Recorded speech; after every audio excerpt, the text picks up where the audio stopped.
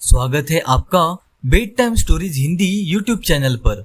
अगर आप पहली बार इस चैनल पर आए हैं तो चैनल को सब्सक्राइब कीजिए और वीडियो अच्छी लगे तो कमेंट और लाइक करना बिल्कुल मत भूलिए।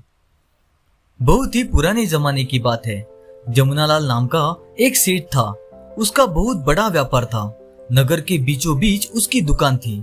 उस दुकान में नमक, चावल, गुड़, दालें सभी कुछ बेचा जाता था। उसकी ईमानदारी और अच्छे माल की वजह से लोग दूर दूर से उससे सौदा लेने के लिए आते थे। उसकी दुकान में दो लड़के भी काम किया करते थे। एक का नाम था आनंद और दूसरे का नाम था मोहन। दोनों एक ही उम्र के थे। वे लड़के गरीब परिवार से थे। दोनों के ही बाप इस दुनिया में नहीं थे। दोनों सेठ के मोहल्ले में ही रहते थे। सेठ को उन दोनों के घरों की हालत बहुत ही अच्छी तरह से पता थी। इसीलिए सेठ ने उन दोनों को अपनी दुकान पर काम करने के लिए रख लिया था।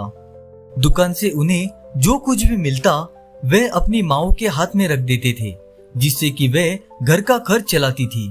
दोनों लड़के बड़ी ही मेहनत और ईमानदारी से सेठ जमुनालाल का हाथ बटाते थे। सेठ उनके काम से बहुत ही खुश था। एक रोज की बात है। दोपहर का वक्त था और बहुत ही गर्मी पड़ रही थी। गर्मी की वजह से सारा बाजार सुनसान पड़ा था। लोग अपने अपने घरों में आराम कर रहे थे। आनंद और मोहन दुकान के एक कोने में दोपहर का खाना खाकर बैठे हुए थे। सेठ भी दुकान पर ही मौजूद था। दोनों लड़कों की बस यही कोशिश रहती थी कि उनके किसी भी काम से सेठ को कोई तकलीफ ना पहुंचे। उन दोनों में से आनंद ज्यादा समझदार था। उसे हर मामले में सोच विचार की आदत थी। इस वजह से सेठ उसे बहुत ज्यादा पसंद करता था। आनंद दुकान के मामलों में भी बहुत ही दिलचस्पी लिया करता था। दुकान को बेहतर तरीके से चलाने के लिए वह सलाह भी दिया करता था। उसकी सलाह ऐसी होती थी कि सेठ जमुनालाल बड़ी ही खुशी से उन सलाह पर अमल करता था। उस दिन गर्मी की वजह से ग्राहक दूर दूर तक नजर नहीं आ रहे थे। बाजार में सन्नाटा छाया हुआ था। इसलिए सेठ ने सोचा कि घर का एक चक्कर लगा लूं। शाम से पहले वापस लौट आऊंगा। उसने अपने गले में रखी हुई अशरफिया एक थैली में रख ली और उन्हें उठाने ही वाला था कि दुकान के दरवाजे पर एक बड़ा ही रौबदार आदमी आकर खड़ा हो गया। उसे दुकान में आता देखकर सेठ वापस अपनी जगह पर बैठ गया। उस आदमी के कपड़े इतने कीमती थे कि सेठ को लगने लगा ये बहुत ही अमीर आदमी है। वह अंदर आ गया तो सेठ ने कहा, कहिए साहब, मैं आपकी क्या सेवा कर सकता हूँ? उस आदमी को देखकर आनंद और मोहन भी अपनी अपनी जगह से उठकर उसके नजदीक आकर खड़े हो गए।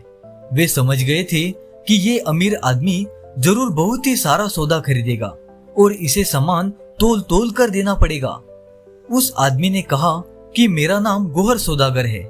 मैं सुल्तानपुर में रहता हूँ और वहीं पर मेरी दुकान भी है। इस बार सुल्तानपुर में बारिश बहुत ही कम हुई थी, जिसकी वजह से वहां ज्यादा फसल नहीं पैदा हो सकी। यही वजह है कि मुझे इतनी दूर आपके पास आना पड़ा है। मुझे किसी ने बताया था कि आप एक ईमानदार आदमी हैं। आपकी चीजें बहुत ही अच्छी होती है और साथ ही साथ दाम भी बहुत ही कम होते हैं।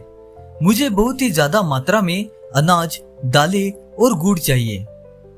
अपनी तारीफ सुनकर सेठ बहुत ही खुश हुआ और गोहर सौदागर को एक तख्त पर बैठने के लिए कहा। सेठ ने उस आदमी से कहा कि ईश्वर की कृपा से मेरे पास हर तरह का सामान मौजूद है। आप बताइए कि आपको क्या क्या चाहिए? गोहर सौदागर ने कहा कि मैं अपने साथ 6 ऊंट लेकर आया हूँ। बस आप समझ जाए कि मुझे कितना सामान चाहिए होगा। उसकी बात सुनकर जमुनालाल हैरान रह गया। उसने आगे झुककर दुकान से बाहर झांका। बाहर सचमुच 6 ऊंट खड़े थे और उनकी रस्सियां नौकरों ने थाम रखी थी। सेठ ने कहा, आप मुझे बताइए कि आपको क्या क्या सौदा चाहिए, मैं आपके लिए सामान निकलवा दूंगा। सौदागर ने सामान बताना शुरू किया और सेठ उन चीजों को लिखने लगा। आनंद और मोहन ने बड़ी ही फुर्ती से वे सारा सामान निकालकर दुकान के बाहर रख दिया और उस सामान को गोहर सौदागर के नौकर उठा उठाकर ऊंटों पर लादने लगे। इस दौरान सेठ हिसाब बनाने में व्यस्त हो गया कि कौन से सामान की क्या क्या कीमत है। सारे सामान की कीमत 5000 अशरफिया बन गई। गोहर सौदागर ने एक 1000 अशरफियों की 5 थैलियां निकाली और सेठ के हवाले कर दी। सेठ ने एक थैली ले ली, उसे तख्त पर ढेर कर दिया और फिर मोहन को पास बिठाकर उन्हें गिनने के लिए कहा और खुद उसने दूसरी थैली खोली और उसमें रखी अशरफियों को गिनने लगा। मोहन का हाथ अशरफियों के ढेर से टकरा गया। कुछ अशरफियां जमीन पर गिर गई। ये सब बहुत ही अचानक हो गया था। अपनी इस हरकत पर मोहन बहुत ही शर्मिंदा नजर आने लगा। आनंद उसके नजदीक ही खड़ा था। उसने जल्दी जल्दी से अशरफियां जमीन से उठानी शुरू कर दी और अशरफियों को उठाकर तख्त पर रखने लगा। तभी अचानक एक बात देखकर सेठ सकते में आ गया। उसे अपनी आंखों पर यकीन ही नहीं आ रहा था। जब आनंद उन अशरफियों को जमीन से उठा रहा था तब उसने आंख बचाकर एक अशरफी अपनी जेब में डाल दी थी। आनंद इस बात से बेखबर था कि सेठ उसे देख रहा है। सेठ जमुनालाल आनंद पर बड़ा ही विश्वास करता था और उसे एक बहुत ही अच्छा लड़का समझता था। लेकिन आनंद की इस हरकत से सेठ के दिल को बड़ी ही ठेस लगी।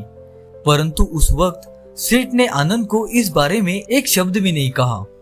वह ऐसे नाटक करने लगा जैसे उसे कुछ पता ही ना हो। सेठ ने सोच लिया था जब गौहर सौदागर यहाँ से चला जाएगा तब आनंद से इस बारे में पूछताछ करेगा। उसने फैसला कर लिया था कि चोरी करने के कारण वह आनंद को नौकरी से निकाल देगा। थोड़ी देर के बाद जब उन्होंने 5 थैलियों की अशरफी गिन ली तो सेठ ने देखा कि आनंद दुकान में मौजूद नहीं था। शायद आनंद अशरफी छुपाने के लिए कहीं चला गया है। एक बार फिर से सेठ को आनंद की हरकत पर बड़ा ही दुख हुआ। सेठ आनंद को बड़ा ही ईमानदार और हाथ का साफ लड़का समझता था, मगर आज उसने एक अशरफी की चोरी करके सेठ के विश्वास को ठेस पहुंचाई थी। अब तक सेठ जमुनालाल की दुकान का सारा सामान लगभग खाली हो चुका था और सामान को वहां पर मौजूद ऊंटों पर लाद दिया गया था। सौदागर के नौकर इस मेहनत के काम में पसीना बहाकर बहुत ही थक चुके थे। सेठ ने मोहन को बाजार की तरफ दौड़ाया कि वे जल्दी से नौकरों के लिए शरबत ले आए। सौदागर के चारों नौकर अपना अपना काम खत्म करके एक कोने में बैठे हुए थे। मोहन जल्दी ही वहां पर ठंडा ठंडा और मीठा शरबत लेकर आया। अभी वे लोग शरबत पी ही रहे थे कि सेठ की नजर दूर से आते हुए आनंद पर पड़ी। उसे देखकर सेठ को एक बार फिर से वही बात याद आ गई कि कैसे आनंद ने एक अशरफी चोरी की थी। आनंद की उसी हरकत पर सेठ को एक बार फिर से दुख होने लगा। सेठ उन दोनों लड़कों को अपनी औलाद की तरह चाहता था। आनंद के द्वारा की गई चोरी से उसे बड़ा ही सदमा लगा। अचानक सेठ ने देखा कि आनंद अकेला नहीं है, बल्कि उसके साथ 6 सिपाहियों का एक दस्ता भी था। थोड़ी ही देर में वे सब लोग दुकान में पहुंच गए। दुकान में दाखिल होते ही आनंद ने सौदागर की तरफ इशारा करते हुए सिपाहियों से कहा कि यही है वो आदमी जिसके बारे में मैं कोतवाल साहब को बता रहा था। सिपाहियों ने गौहर सौदागर को अपनी गिरफ्त में ले लिया। ये सब देखकर सेठ जमुनालाल बहुत ही परेशान हो गया। उसने बड़े ही गुस्से से कहा, आनंद, ये सब क्या है? ये क्या बदतमीजी है? ये साहब एक सौदागर है और उनके साथ ऐसी हरकत नहीं की जा सकती। आनंद ने बड़े ही विनम्र स्वर में कहा, मालिक, अभी आपको सब कुछ पता चल जाएगा। सिपाहियों को देखकर सौदागर के चारों गुलाम भी घबरा कर खड़े हो गए थे। मोहन भी एक कोने में डरा सहमा हुआ खड़ा था। इतने सारे सैनिकों को देखकर वे डर गया था। उधर सौदागर गुस्से से लाल हो रहा था। उसने बड़े ही गुस्से से आनंद को देखा और कहने लगा, लड़के, तू जानता नहीं है, मैं तुझे छोड़ूंगा नहीं। इस बेइज्जती का बदला मैं जरूर लूंगा। उसकी बात सुनकर आनंद जरा भी नहीं घबराया। कहने लगा कि अब आपकी जालसाजी की सारी पोल खुल चुकी है। आप धोखा देकर मेरे मालिक को तबाह करना चाहते थे। असली माल लेकर इन्हें नकली अशरफियां दे रहे थे। सेठ ने जब ये बात सुनी तो उसने जल्दी से गौहर सौदागर की दी हुई थैली में से एक अशरफी निकाली और उसे जमीन पर घिसने लगा। वो ये देखकर हैरान रह गया कि अशरफी का सोने जैसा रंग उतर गया था और अंदर से पीतल नजर आ रहा था। सेठ ने इस तरह से कई अशरफियां जमीन पर घिसकर देखी और वे सब भी नकली निकली। ये देखकर गोर सौदागर घबरा गया और सिपाहियों की गिरफ्त से छूटने की कोशिश करने लगा, मगर नाकामयाब रहा। सिपाहियों ने नौकरों से कहकर सेठ का सारा सामान ऊंटों से उतारकर वापस दुकान में रखवा दिया और फिर उन सबको गिरफ्तार करके अपने साथ ले गए। सिपाही अपने साथ नकली अशर्फियों की थैली भी ले गए ताकि उन्हें मुजरिम के साथ न्याय अधिकारी के सामने पेश कर सके। ये सब हंगामा देखकर आसपास के लोग भी वहां पर जमा हो गए और वे कई तरह के सवाल कर रहे थे। उन लोगों को सारी घटना के बारे में सेठ ने विस्तार से बताया। सेठ खुश था कि वे एक बड़ा धोखा खाने से बच गया। जब लोगों का जमाव कम हुआ तो उसने बड़े प्यार से आनंद को अपने पास बिठाया और कहने लगा, आनंद, जब तुमने एक अशर्फी छुपाकर अपनी जेब में रखी थी तब मैंने देख लिया था और मुझे उस चोरी पर बड़ा ही गुस्सा आया था। ये तो मुझे अब पता चला कि तुम चोर नहीं थे। तुमने जो कुछ भी किया मेरे फायदे के लिए ही किया। आनंद ने खुश होकर कहा कि ईश्वर का शुक्र है जो मेरी बेगुनाही साबित हो गई। जब मोहन का हाथ लगने पर अशर्फिया जमीन पर गिरी थी तब ठन करके आवाज हुई थी। मुझे अच्छी तरह से पता है कि तांबे और पीतल के सिक्कों के गिरने पर ऐसी आवाज आती है, परंतु जब अशर्फी जमीन पर गिरती है उसकी आवाज दूसरी होती है। यूं लगता है कि जैसे किसी ने कोई पत्थर फर्श पर ठप करके गिरा दिया हो। अशर्फी के गिरने पर जो आवाज आती है उसमें खनक नहीं होती जैसे पीतल या तांबे के सिक्के गिरने से आती है। मैंने अशर्फियों के नीचे गिरने की आवाज सुनी तो मुझे शक हो गया था, इसलिए मैं सबकी आंख बचाकर एक अशर्फी लेकर बाहर निकल गया और एक कोने में बैठकर उस अशर्फी को जमीन में घिसकर देखा तो उसमें पीतल दिखाई देने लगा, जबकि असली अशर्फी शुद्ध सोने की होती है। उसे कितना भी घिस लो उसका पीलापन कभी खत्म नहीं होता। तभी मैं समझ गया था कि ये आदमी कोई धोखेबाज है और आपको ठगने के इरादे से यहाँ पर आया है। ये देखकर मैं भाग भाग कर कोतवाल साहब के पास पहुंचा, उन्हें सारी बात बताई। उन्होंने बड़े ही गौर से मेरी बात सुनी और सुनने के बाद मुझे शाबाशी भी दी। फिर उन्होंने अपने सिपाही मेरे साथ भेज दिए। सेठ ने आनंद से कहा, आनंद, मैं तुम्हारा बहुत ही आभारी हूँ कि तुम्हारी अक्लमंदी की वजह से मैं एक बहुत बड़े नुकसान से बच गया। अगर वे चालाक सौदागर अपने मकसद में कामयाब हो जाता तो मेरे तबाह होने में कोई कसर नहीं थी। मोहन भी उन दोनों के पास ही खड़ा ये सारी बातें सुन रहा था। वह हैरान था और साथ ही उसे इस बात की खुशी भी थी कि उसका दोस्त इतना बुद्धिमान है। सेठ इस बात से बहुत ही खुश था। उसने आनंद से माफी भी मांगी और इसी खुशी में सेठ ने दोनों लड़कों को 10-10 आने दे दिए और कहने लगा कि अगले हफ्ते मेला शुरू होने वाला है, तुम इन पैसों से मेले में घूमना और खूब मजे करना। दोनों लड़के खुश हो गए। अगले दिन सेठ की दुकान पर शहर का कोतवाल आया और आते ही उसने आनंद के बारे में पूछा। सेठ ने आनंद को बुलाकर कोतवाल के सामने खड़ा कर दिया। कोतवाल ने बड़े ही प्यार से आनंद के सिर पर हाथ फेरा और कहने लगा, तुमने एक बहुत ही बड़ा कारनामा किया है। उस ठग को मैंने न्याय अधिकारी की अदालत में पेश कर दिया है। न्याय अधिकारी ने इस सिलसिले में तुम दोनों को अपने सामने पेश होने के लिए कहा है। वे इस पूरी घटना की जानकारी चाहते हैं। आनंद ने जब न्याय अधिकारी का नाम सुना तो घबरा गया, मगर सेठ जमुनालाल ने उसे दिलासा दिया और कहने लगा कि घबराओ मत, मैं भी तुम्हारे साथ ही चलूंगा। सेठ ने अपनी दुकान बंद की और दोनों लड़कों को साथ लेकर वे कोतवाल के साथ न्याय अधिकारी के पास जा पहुंचे। वे धोखेबाज सौदागर भी वहीं पर सिर झुकाए खड़ा हुआ था। थोड़ी ही देर में उनके मामले की सुनवाई शुरू हो गई। पहले सेठ ने सारी घटना सुनाई, उसके बाद आनंद ने अपनी बात कही। आनंद की बात सुनकर वहां पर मौजूद सभी लोग आनंद की तारीफ करने लगे। धोखेबाज सौदागर का अपराध अब साबित हो चुका था, इसलिए उसे 5 साल की सजा दे दी गई। इसके बाद न्याय अधिकारी ने आनंद से कहा, युवक, मैं तुम्हारी समझदारी से बहुत ही खुश हूँ।